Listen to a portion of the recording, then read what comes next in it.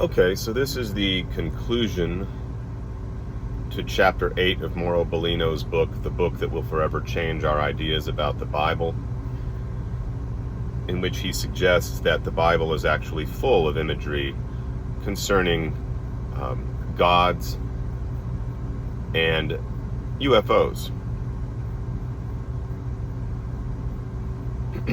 All of this is being pieced together by scholars and interpreters and translators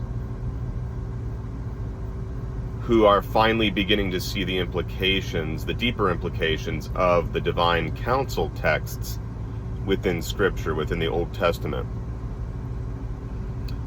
And they're noting that when you put the clues together, all these clues together that we have from the divine council texts, it actually changes the way you read other texts.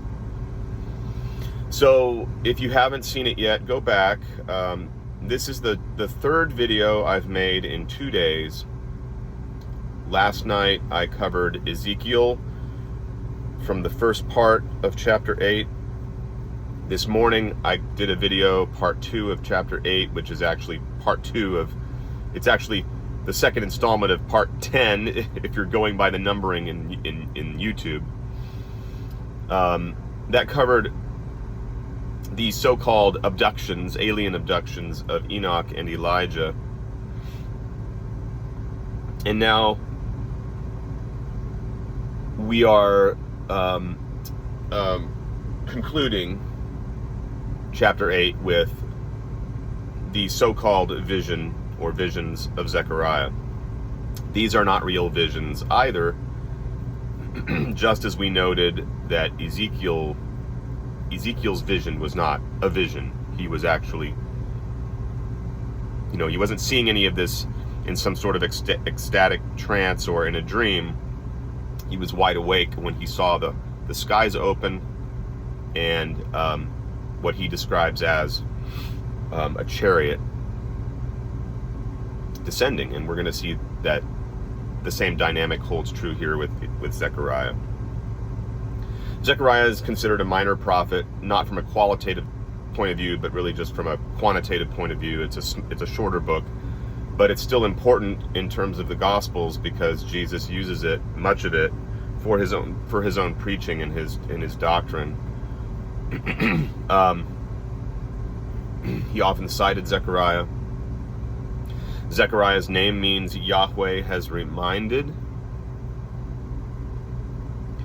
And the book belongs together with Haggai and Malachi as prophets of the Persian age,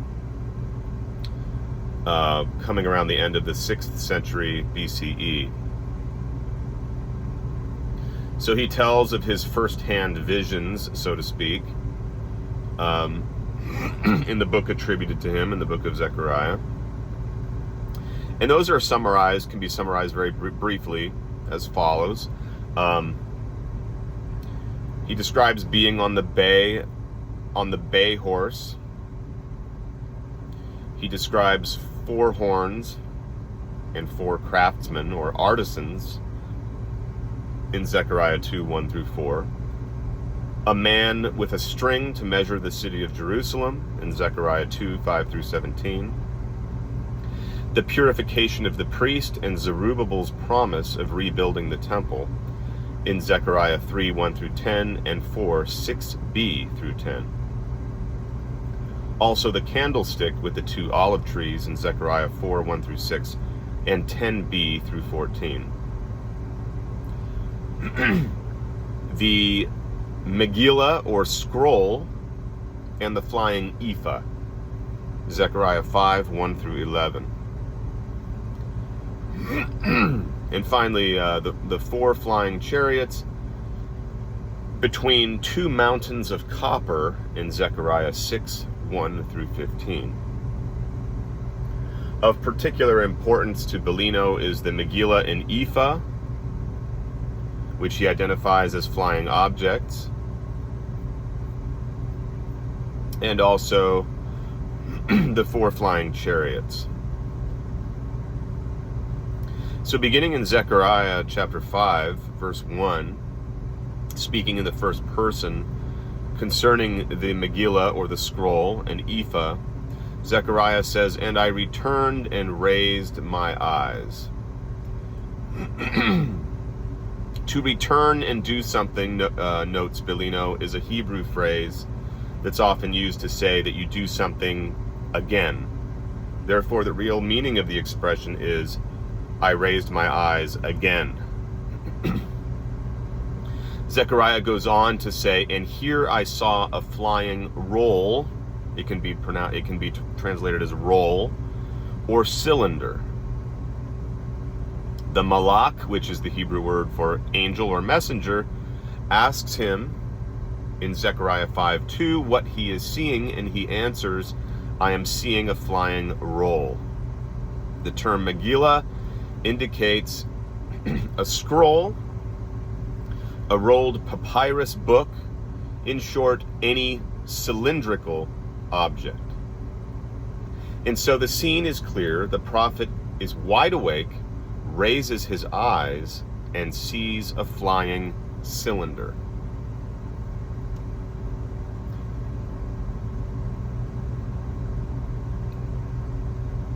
The object is so concrete and real that Zechariah even specifies its size.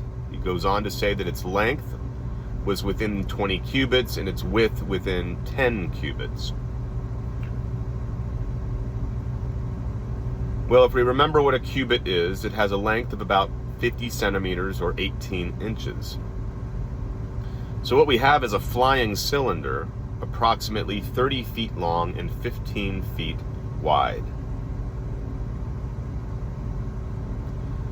Zechariah is invited once again to raise his eyes to see what is approaching in Zechariah 5:6, and this time he asks the angel the same question, and the angel replies to him that it is taking off. That it is a taking off ephah. The ephah was the unit of measurement for grain and corresponds to about 40 liters of flour, or roughly the size of one bushel.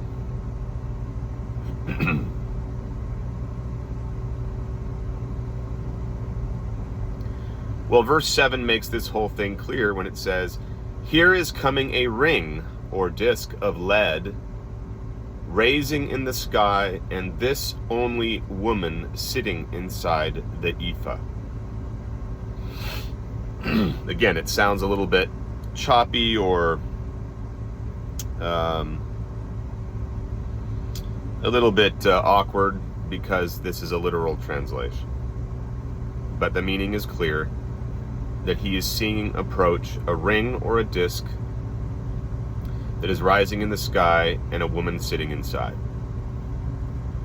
The malach or angel then closes the disc of lead, and the scene is further enriched by the arrival of two more female creatures.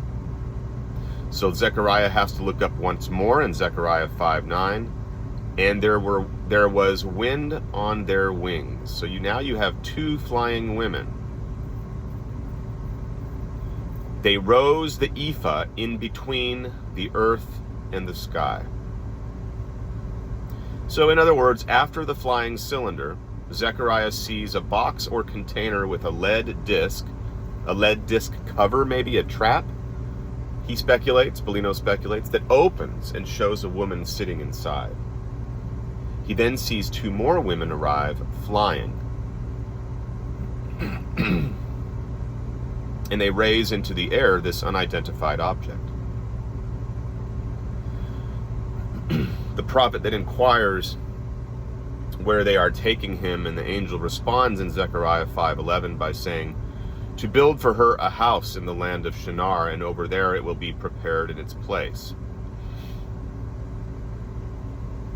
Bellino comments that this unidentified object, holding a woman, arrives flying, is lifted by two flying female beings, and is taken to the land of Shinar, where it will land on a platform that has been prepared in the meantime.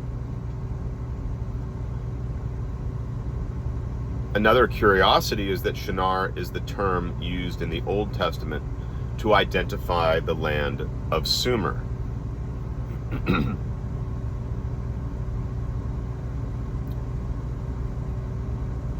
And of course, it's the Sumerian texts, which are older than the Hebrew texts, from which we get all of these accounts to begin with concerning the gods. It's where the Hebrew, the Old Testament concept of the divine council comes from to begin with. And we see interesting evidences of flying vehicles there in the Sumerian texts. So we therefore have a direct relationship of these objects and flying beings with the land that saw them come first, that hosted them, and from where they later moved, the country of the guardians, the flying gods, the Anunnaki, those who descended from heaven to earth. In proceeding to the discussion about the flying chariots, we come to Zechariah 6:1 and following, where Zechariah sees, quote, 4 chariots coming out from in between 2 mountains, and the mountains were mountains of bronze. Bellino speculates that these 2 mountains may have been towers, silos, or ramps out from between, coming out from between which are the chariots, which would be the actual flying vehicles, mounted by these women.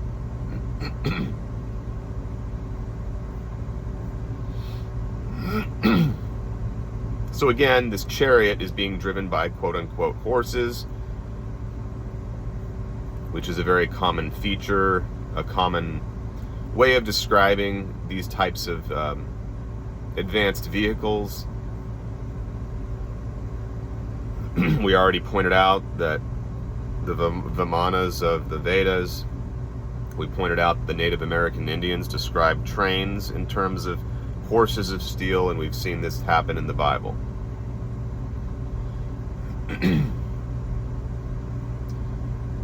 Each chariot is said to be driven by horses, and that each horse had a different color. The Malach, or angel, explains that these are the 4 winds of the sky that are generated by standing before or being in the presence of the Lord of the whole earth, and that's Zechariah 6:5. They move in the direction of all 4 cardinal points. The angel or Malach who is speaking with the prophet in Zechariah 6:7 orders that they cover the whole earth, or the country, as to make a sort of reconnaissance.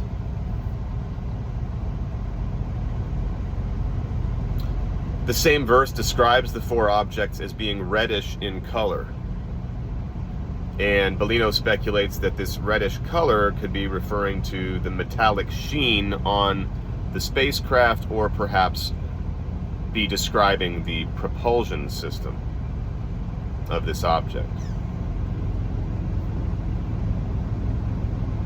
So he concludes, Bellino concludes with the following consideration. He summarizes what Zechariah saw in more modern terms this way. He sees a cylinder of 30 feet long and 15 feet wide, an object containing a woman and 2 flying women moving toward the land of Sumer, along with 4 chariots emerging from in between 2 high vertical metal elements.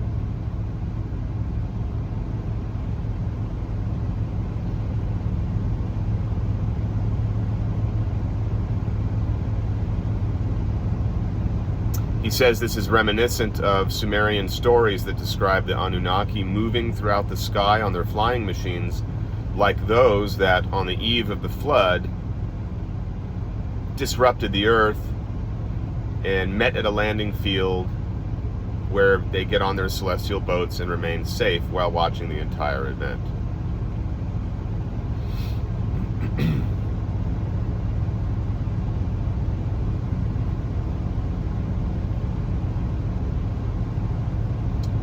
And then finally, he just mentions an interesting theory put forward by 3 theoretical physicists concerning this description by Zechariah. Well, they weren't commenting, I don't think, directly on Zechariah from what it looks like, but he's using an observation from these 3 theoretical physicists to suggest something else about the text in Zechariah. The 3 physicists were W.J. von Stockham, Frank Tipler, and Alan Wolf.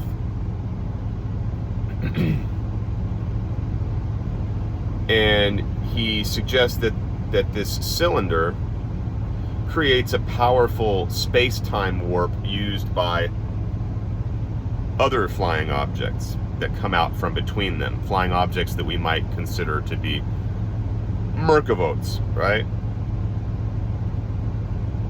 Harkening back to the Merkava, or the Merkaba of the Hebrews.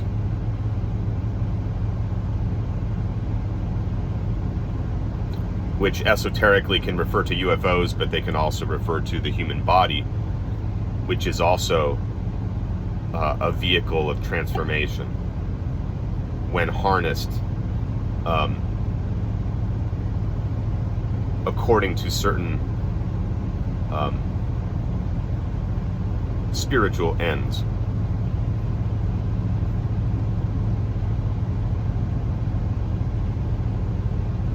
Okay, so that completes this chapter.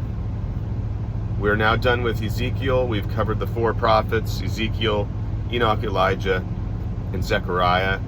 And then we are going to come to the next chapter, chapter 9 in Bellino's book next, which describes an important aspect of the divine council text of Psalm 82, or Psalm 83, depending on which version of the Bible you're reading.